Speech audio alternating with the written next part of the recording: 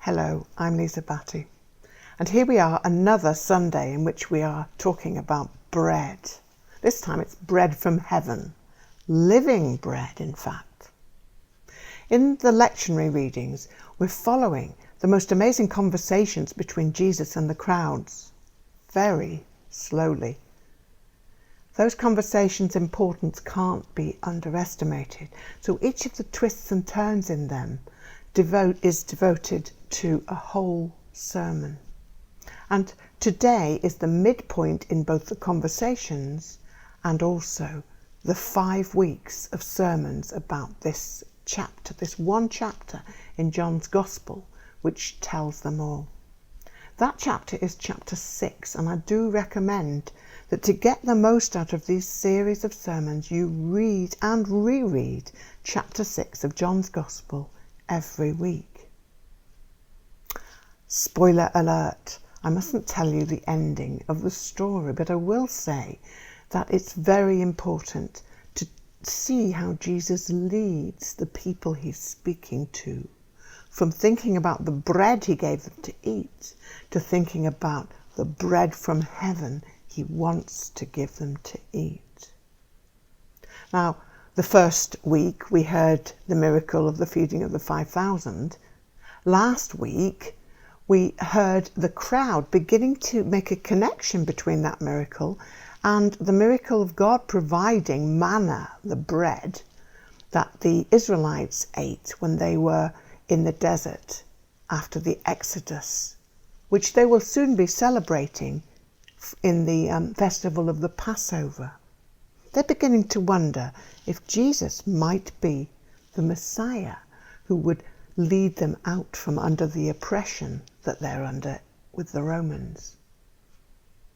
Now we know that the manna wouldn't even last overnight except for the Sabbath. And any series of sermons about bread would become pretty stale without seeing where Jesus is going. So we have to listen very carefully to his exact words to make this transition. And this week it's a bit like Jesus is saying to them, look, hold that thought about deliverance from slavery. It is partly true, but your vision is much too small. I'm not just dispensing messianic signs. The bread I'm giving isn't manna. That only feeds you for a day. I am the bread I'm giving you. I'm the bread from heaven, and I can feed you for eternity. So, like Patrick shared earlier today, Jesus is talking about his identity, not just accepting that he can bend the laws of God's creation. This is about saying he is the provider of eternity. Now, recently I've been rolling out my Aunt Jo's will. She died earlier this year, and one of the provisions in it is to give her most precious possession to a woman called Gail, who is a neighbour and with whom she had a most extremely wonderful relationship. Gail was like the child that my aunt never had, really, really kind to her. And what Jo has left her has not been her house or her money, it's been her eternity ring. And Jesus gives his most precious possession. It isn't things and it isn't food. It's something much more valuable. He brings the power to lift his followers out of this world into heaven, into eternity. Like 3-week-old bread is hard to swallow, this is difficult for the crowds. And they start to grumble, just like the Israelites grumbled in the wilderness. They already know Jesus' identity, don't they? They know his mother and his father. They know where he was brought up. He can't have come down from heaven, surely. familiarity breeds contempt.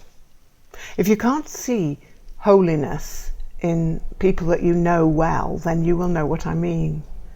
One of the things we can all do with taking from today's passage is a challenge to show people that we're close to much more respect. And also to not let what we think we know about Jesus prevent us from actually hearing what he's saying today. We all think we know other people far better than we do, and our presumptions constantly hinder us from seeing God in them. And Jesus understands this. And he also knows that the only way out of such deadly unbelief is to be drawn into faith by the Father. He says, "No one can come to me unless the Father who sent me draws him." And the word he uses for draws is the same word he uses, or you would use, for drawing a loaded fishing net into a boat, dragging in the fishes.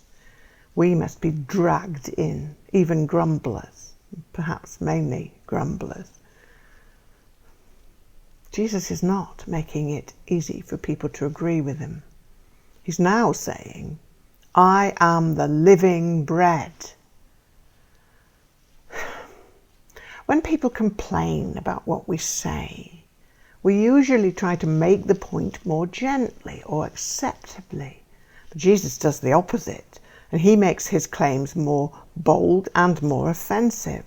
And by the end of today's text, Jesus is saying, "The bread that I am giving you is my flesh, which I will give for the life of the world." And thousands of people who were really happy with him only a while ago when he was giving them a free picnic are beginning to really wonder who he is. He has stopped sounding like somebody useful. But what would feeding on his kind of bread mean for them? Jesus says of those who are dragged in to believe in him by the Father, that he will raise them up on the last day. He is the bread from heaven. His very flesh is their bread, and he gives it for the life of the world. It is not a free lunch, but it is something else.